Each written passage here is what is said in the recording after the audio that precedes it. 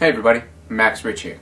And that was the melody to At Last, made famous by Etta James, but written by a guy named Harry Warren. Not Henry, Harry Warren. But everyone knows Etta James, right? I mean, that is her song. That's like what, I mean, I don't know if that's the one that made her famous, but it's definitely her most famous song. It's a hugely popular song, incredibly beautiful melody, and she sang it to perfection.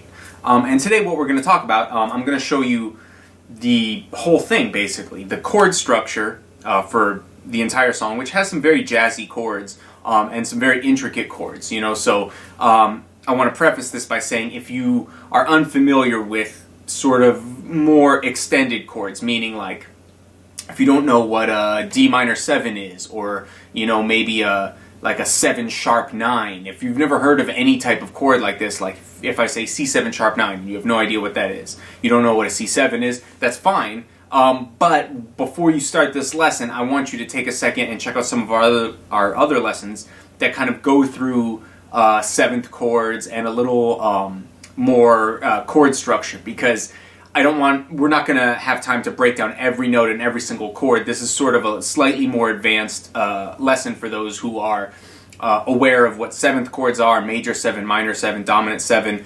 And for those of you guys who are aware of that, this song will be right up your alley, because it's got some really cool chord progressions that make the pretty simplistic melody really stand out and shine.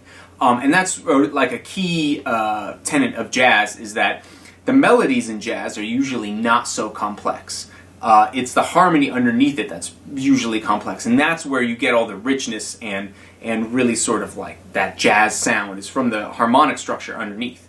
So first things first, we're going to cover the chords, and then I'm going to show you the melody that Etta James sings over the top of it. And so that if you have a looper pedal like I do, you just heard me kind of like play the melody over the chords that I looped. You could do the same thing. If not, you can play the chords and sing, or you can sing and someone else play the chords. But either way, you'll have the entire thing under your fingers in a few minutes. So let's get going.